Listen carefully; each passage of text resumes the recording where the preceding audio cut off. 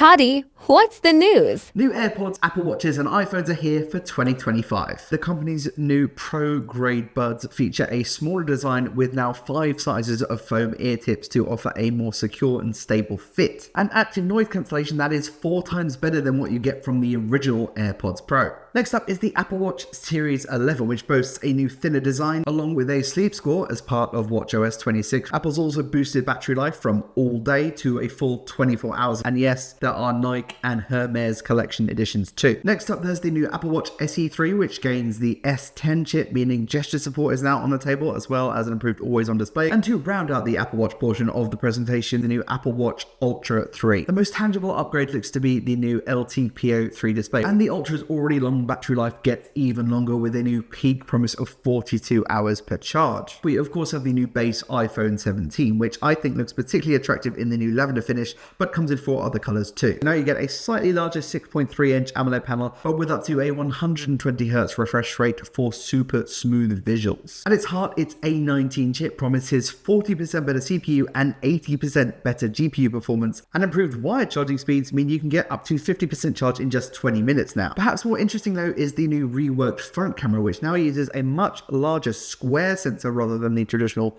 4:3 aspect ratio. Now you can switch between portrait and landscape shots without having to rotate the phone, and instead just rotating the frame, which makes a lot of sense. Apple has gone the way of Samsung and opted for a new slimline option called the iPhone Air. The phone measures just 5.64mm thick with a 6.5-inch 120Hz ProMotion display that gets the same upgraded 18-megapixel front-facing camera within that dynamic island. The Air does have some compromises as a result of its super thin profile, namely the inclusion of only a single 48-megapixel fusion camera on the back, slower charging and weaker battery life than the rest of the iPhone 17 range. Introducing iPhone 17 Pro.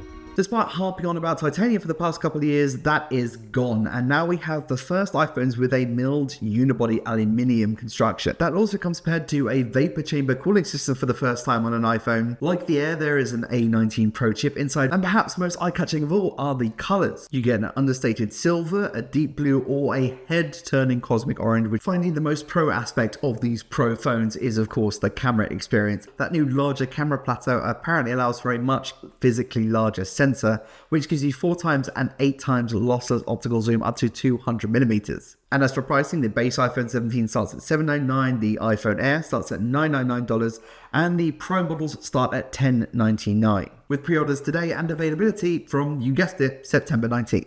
But what do you think? Which product are you most excited about? And do you care about super thin phones or super powerful phones? Let me know.